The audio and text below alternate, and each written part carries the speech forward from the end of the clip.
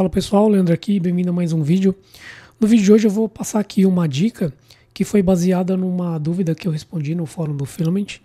Então eu vou mostrar aqui qual foi essa dúvida, né, que o usuário postou e também quais foram os passos que eu segui para resolver esse problema. Falando sobre a dúvida do usuário, ele tinha aqui um processo parecido com o que eu vou mostrar aqui.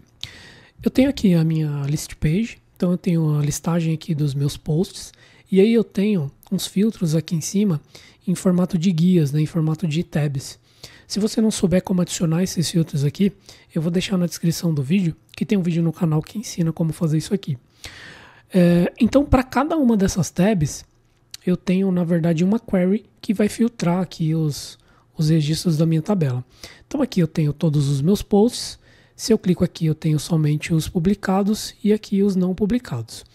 A dúvida dele era o seguinte, ele também tinha esse mesmo comportamento aqui, mas o que ele queria fazer é que se ele, por exemplo, tivesse aqui nos publicados, saísse, viesse para uma outra página e voltasse aqui, que isso aqui ficasse gravado em sessão.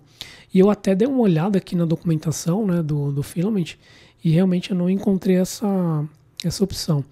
Então, como é que eu fiz para chegar nesse resultado aqui?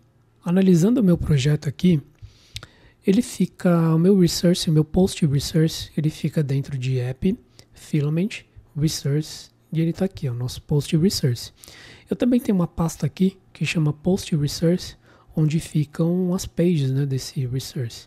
E aqui a gente tem o nosso list posts, que é o componente liver que renderiza aquela tabela.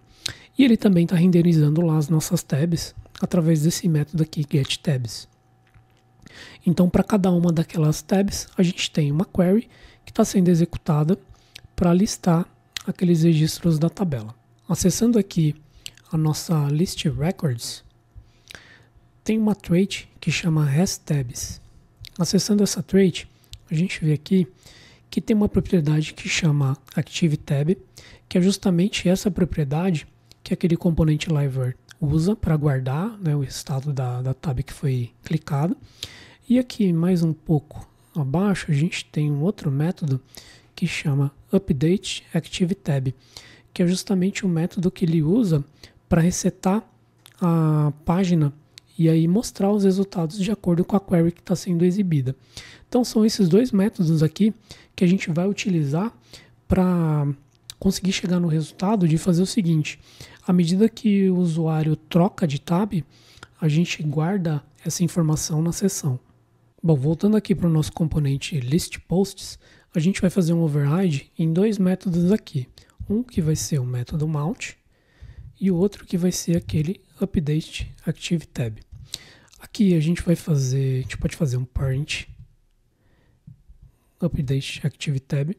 Isso aqui é importante porque, como esse método ele faz parte do core ali, né, do código do Filament, se ele tiver uma alteração, a gente pega essa mesma alteração utilizando esse parent aqui. Então é uma forma da gente evitar, né, que quebre esse método ou que a gente faça alguma substituição aqui. Então daqui para baixo a gente pode mexer. O que a gente vai fazer aqui? Vou adicionar um session. E aí a gente vai colocar um atributo aqui, vai colocar uma key, eu vou chamar ela de post active tab e a gente vai atribuir o nosso this active tab para essa seção.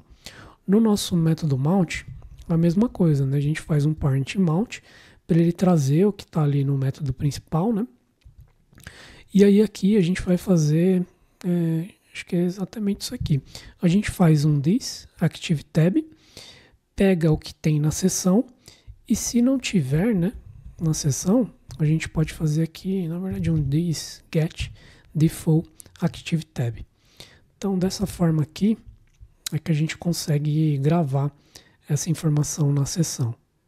Agora, olhando aqui na nossa aplicação, se eu venho aqui para posts, eu tenho aqui o meu all definido como default.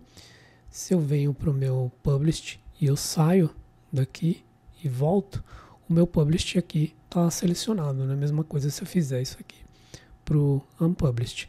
Então é exatamente esse comportamento aqui que a gente queria, né? Toda vez que trocasse de tab, a informação ela mantém aqui na seção. Existem algumas outras áreas do Filament que fazem isso, né? Que tratam essa questão da gente atribuir, que seja um atributo ou mesmo um método para guardar a informação em seção, mas nesse caso aqui, nessa parte aqui, realmente não tinha. Então essa é uma maneira que você tem para adicionar isso aí na sua list page. Espero que essa dica tenha sido útil para você.